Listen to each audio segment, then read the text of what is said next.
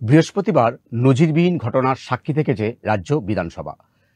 বুধবার রাজ্যের বিরোধী দলনেতা শুভেন্দু অধিকারীকে সাসপেন্ড করার পর বৃহস্পতিবার আরও 5 জন বিজেপি বিধায়ককে সাসপেন্ড করা হয় এবং তারপর রাজ্যের মুখ্যমন্ত্রী মমতা বন্দ্যোপাধ্যায় প্রধানমন্ত্রীকে উদ্দেশ্য করে যে মন্তব্য করেছেন তা নিয়ে নিন্দার ঝড় উঠেছে রাজ্য রাজনীতিতে। এখন বিজেপি বলছে যে শুভেন্দু অধিকারীকে কেন অত ভয় পাচ্ছেন মমতা। চলুন দেখে নিই একটি বিশেষ প্রতিবেদন।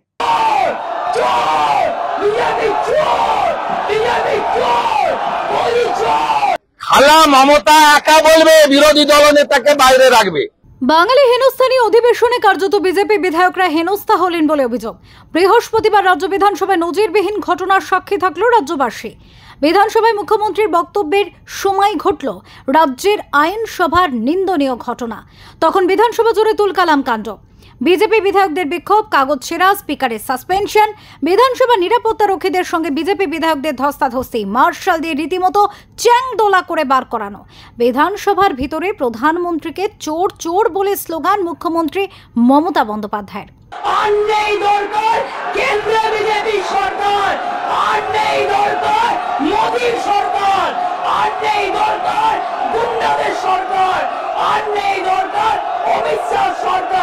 চোর চোর বিজেপি চোর, বিজেপি চোর, মোদি চোর, ভোট চোর, ডেমোক্রেসি চোর, সব চোর। এদের কোনো নৈতিক কোনো অধিকার নেই কেন্দ্রীয় শাসন চালানো। বিধানসভায় প্রধানমন্ত্রীকে কটাক্ষ করার জন্য মুখ্যমন্ত্রীর বিরুদ্ধে আইনি পদক্ষেপের হুঁশিয়ারিও দেন রাজ্য বিধানসভার বিরোধী দলনেতা শুভেন্দু অধিকারী। খালা মমতা একা বলবে, বিরোধী দলনেতাকে বাইরে রাখবে। বিজেপিতে একটা শুভেন্দু নেই, 65টা শুভেন্দু আছে। এটা একটা দালাল, এই স্পিকারটা তৃণমূলের দালাল। মমতার কথায় চলে, ওর মেরুদণ্ডটা খুলে ও মমতার বাড়িতে কালীঘাটে রেখে দিয়েছে। 6 মাস আছে, এরপরে ওর অবস্থা করবো, ওকে বারুইপুরে হারাবো, বারুইপুরে ওকে হারাবো, এখনই বলে গেলাম। এই পরিস্থিতিতে 2 ঘন্টার মধ্যে একে একে সাসপেন্ড বিজেপি বিধায়ক শঙ্কর ঘোষ, অগ্নিমিত্রা পল, অশোক দিন্দা, মিহির গোস্বামী, বঙ্কিম হাজরা। গোটা বিষয়ে তীব্র নিন্দায় ফেটে পড়েন বিরোধী দলনেতা শুভেন্দু অধিকারী। বিধানসভার বাইরে দাঁড়িয়ে শুভেন্দু বলেন, যেভাবে বিজেপি বিধায়কদের প্রহার করা হয়েছে তা নিন্দনীয়। আগে শুভেন্দু অধিকারীকে সাসপেন্ড করেছিলেন স্পিকার। তা নিয়ে বিজেপি বিধায়কদের মধ্যে প্রশ্ন ছিলই। তাদের দাবি, প্রথমে নির্দিষ্ট 1 দিনের জন্য সাসপেন্ড করা হলেও পরে গোটা অধিবেশনেই সাসপেন্ড করা হয়। কেন স্পিকারের 2 রকমের সিদ্ধান্ত, তা নিয়েও প্রশ্ন তোলেন তারা। অধ্যক্ষ বিমান বন্দ্যোপাধ্যায়ের নিরপেক্ষতা নিয়েও প্রশ্ন উঠেছে। রাজনৈতিক মহল বলছেন এর ফলে বিধানসভার ঐতিহ্য, গরিমা নষ্ট হলো। এদিকে শুভেন্দু বলেন, ভেবেছিল বিরোধী দলনেতা শুভেন্দু অধিকারীকে মুখ্যমন্ত্রীর বক্তৃতার সময় বাইরে রাখবো, বাংলাদেশি সংখ্যালঘুদের প্রোটেকশন দিয়ে বাঙালি অস্মিতার কথা বলে গোল খাওয়াবো, কিন্তু আমরা 10 গোল দিয়েছি। কিন্তু অভিযোগ পাল্টা অভিযোগ, যাই হোক না কেন বাস্তবে রাজ্য বিধানসভার ইতিহাসে এক কলঙ্কময় অধ্যায় গেঁথে রইল। যে আদর্শ উদ্দেশ্য নিয়ে বিধানসভা সৃষ্টি, তার বোধহয় অবশিষ্টই রইল না এই দিনের ঘটনায়। সংসদীয় রাজনীতির এই কালো দাগ কিভাবে মিটবে তা নিয়ে ভাববার সময় এসেছে। ব্যুরো রিপোর্ট, ওঙ্কার বাংলা।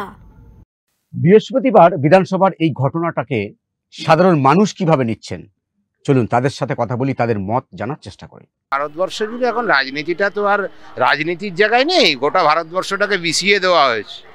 যে জায়গায় রাজনীতিকে নিয়ে যাওয়া হয়েছে, দেখুন রাজনীতিতে বিরোধিতা থাকতে পারে, অনেক রকম থাকতে পারে।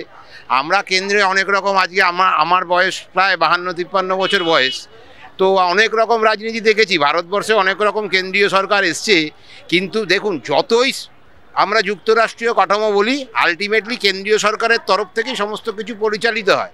একটা আমার বাড়ির বাবা যদি একটা নোংরা পরিবেশ তৈরি করে এবং তৈরি করে দিয়ে সেটাকে পরিচালনা করতে থাকে, সেটা অটোমেটিক্যালি শাখা প্রশাখার মতো করে কোনো না কোনো দিন আজকে এই সন্তান বলবে, কালকে ওই সন্তান বলবে, মানে আজ এই রাজ্য বলছে, কালকে ওই রাজ্য বলছে।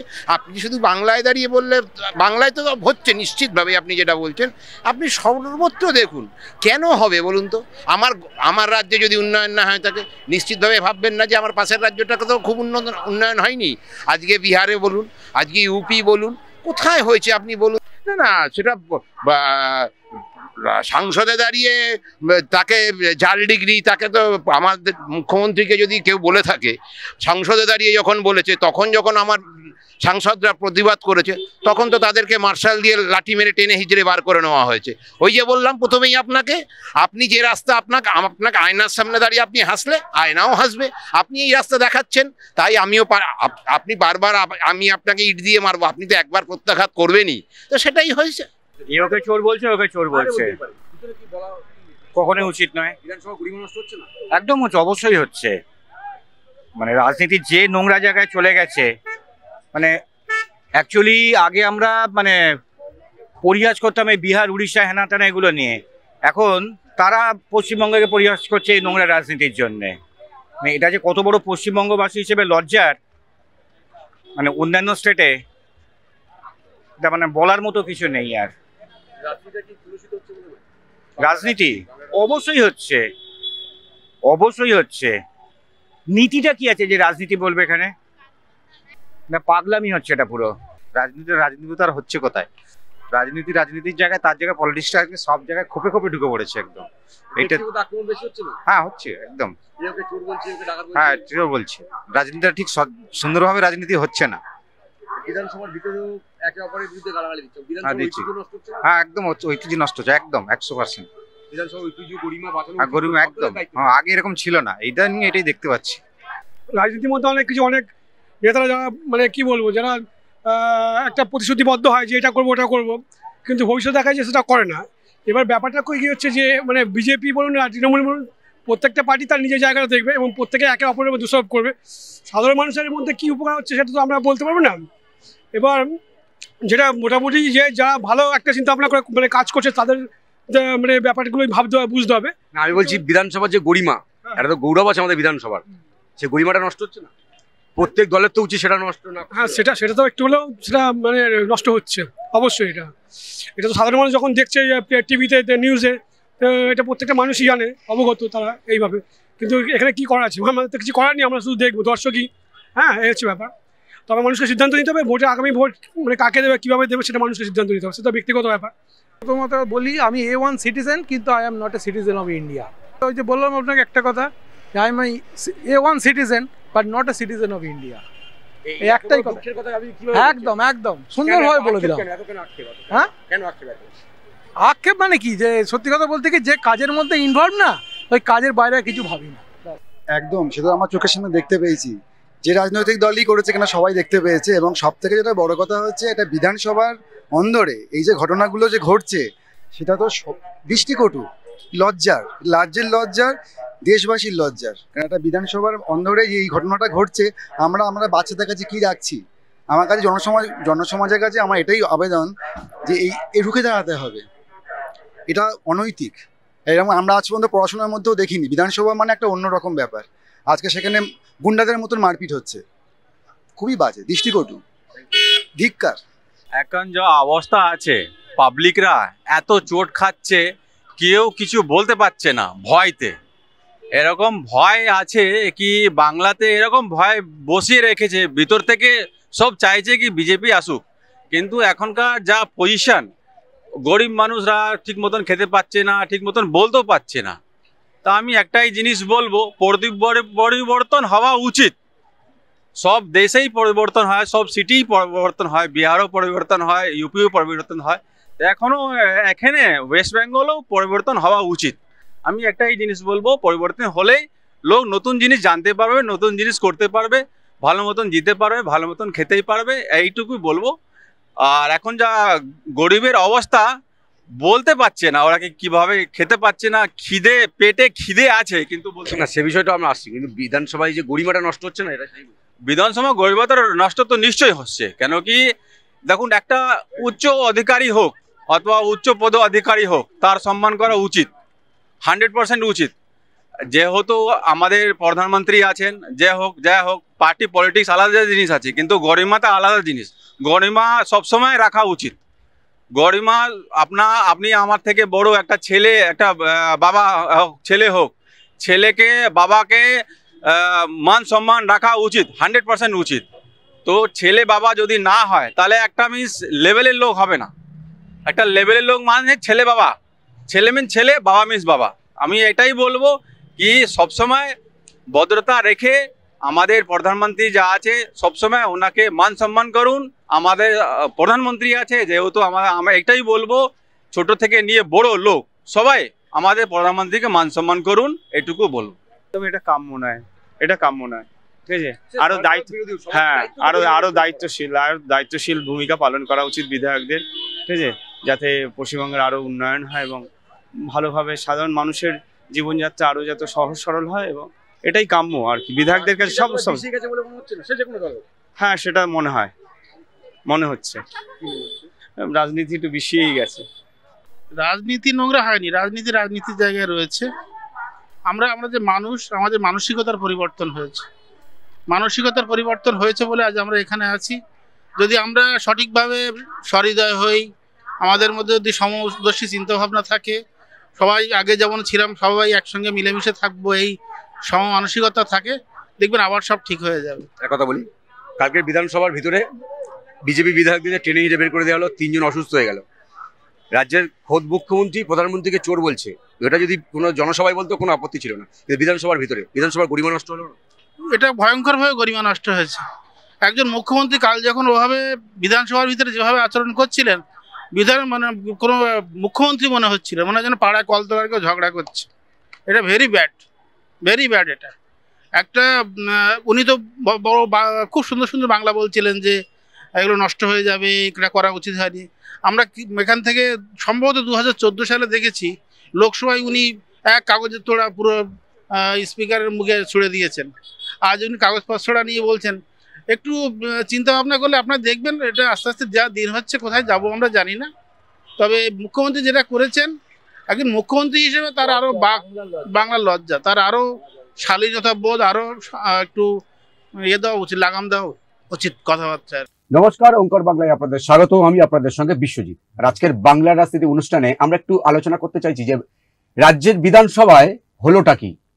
কার্যত মার্শাল দিয়ে বিজেপি বিধায়কদের টেনে হিঁচড়ে বের করে দেওয়া হলো, এবং বিধানসভায় দাঁড়িয়ে রাজ্যের মুখ্যমন্ত্রী সরাসরি দেশের প্রধানমন্ত্রীকে বলছেন চোর।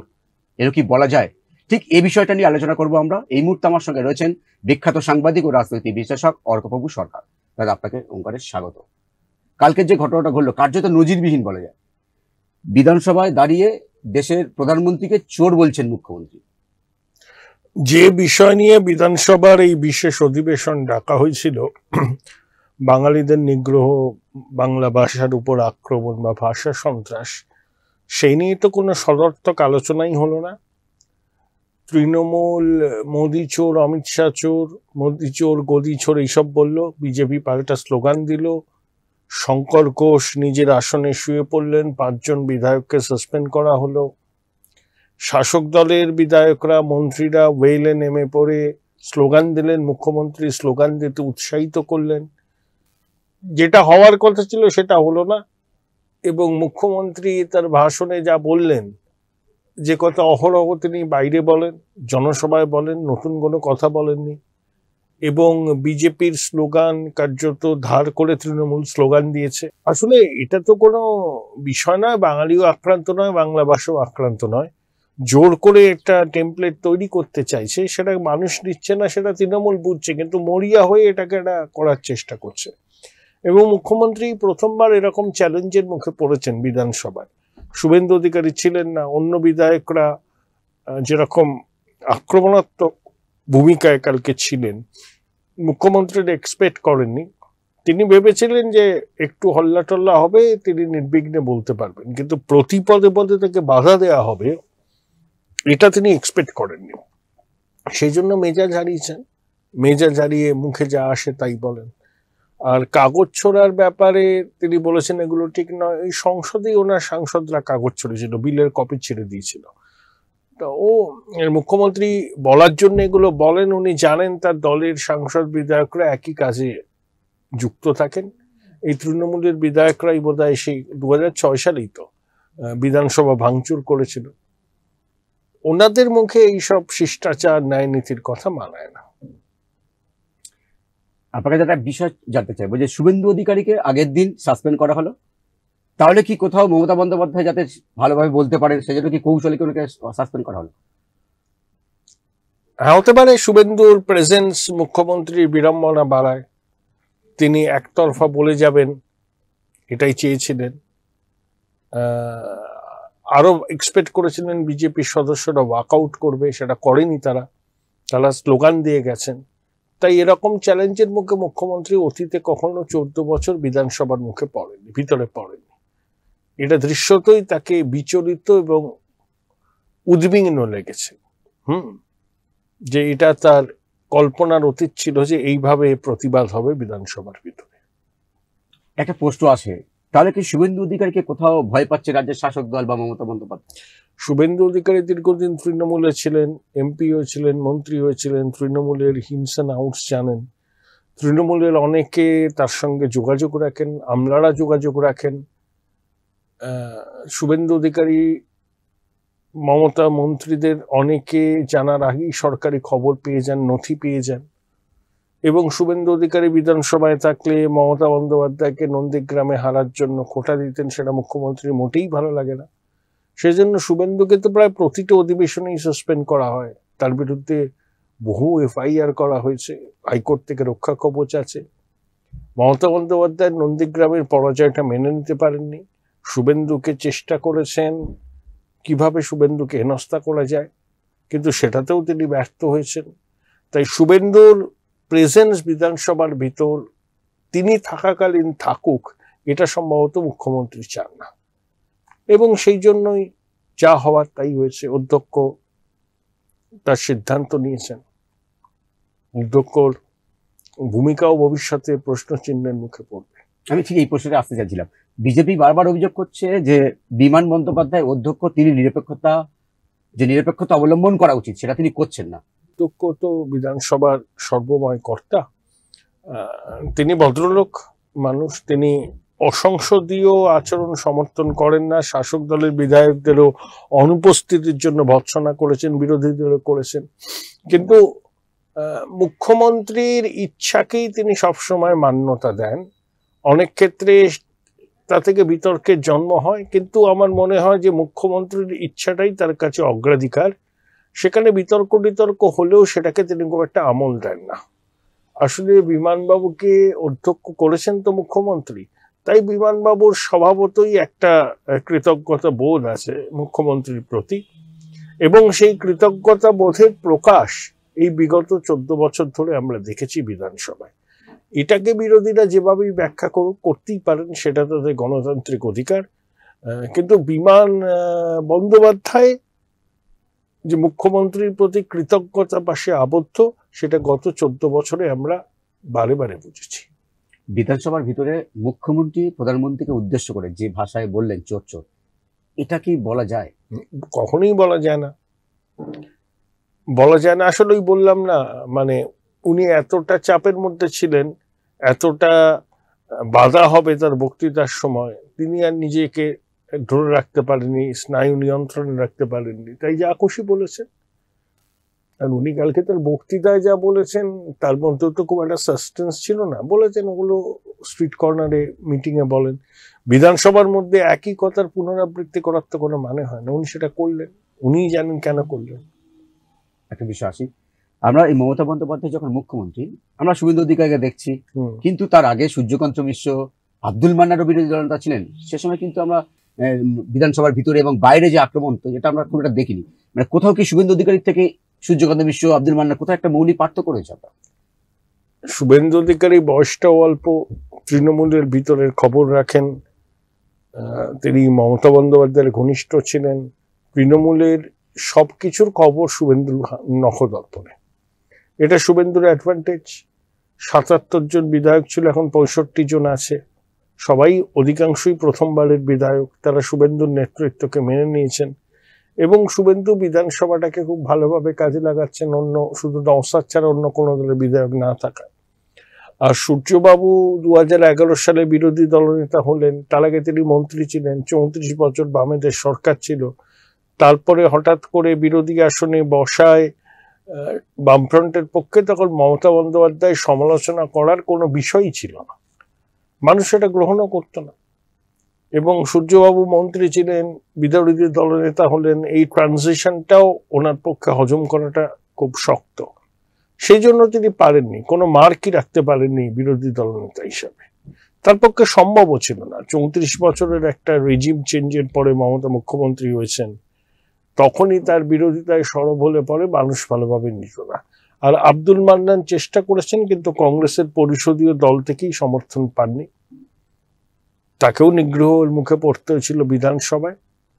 সেই জন্য আব্দুল মান্নান, তার চেষ্টার কোনো ত্রুটি ছিল না, কিন্তু তিনি দাগটা সেভাবে কাটতে পারেননি। যদিও সূর্যবাবুর থেকে অনেক বেশি এফেক্টিভ ছিলেন আব্দুল মান্নান, পোড় খাওয়া রাজনীতিক। সুজনবাবু ছিলেন বামেদের পরিষদীয় দলনেতা, তারা একসঙ্গে অনেক বিষয়ের উত্থাপন করতেন, সে নিয়ে বিতর্কও হতো। আর শুভেন্দু অধিকারীর ক্ষেত্রে বাম কংগ্রেস নেই, বিরোধী মানেই বিজেপি, এবং তিনি অনেক বেশি অ্যাগ্রেসিভ, বয়সটা ওদের তুলনায় কম। তৃণমূলের ইনসান আউটস জানেন, মমতাকে হারিয়েছেন নন্দীগ্রামে, এটা তার একটা বাড়তি অ্যাডভান্টেজ, এবং বিরোধী দলনেতা হিসেবে শুভেন্দু সফল। আপনাকে অসংখ্য ধন্যবাদ। বৃহস্পতিবার বিধানসভায় যে পরিস্থিতি তৈরি হয়েছে সেটা কিন্তু বঙ্গ রাজনীতি উত্তপ্ত করে তুলেছে স্বাভাবিকভাবেই, কিন্তু প্রধানমন্ত্রীকে নিশানা করে মুখ্যমন্ত্রীর যে বক্তব্য সেটা কিন্তু অনেকেই মেনে নিচ্ছেন না। আপাতত আলোচনা এই পর্যন্তই। অন্যান্য খবরের জন্য অবশ্যই করে আপনার চোখ রাখুন ওঙ্কার বাংলায়। নমস্কার।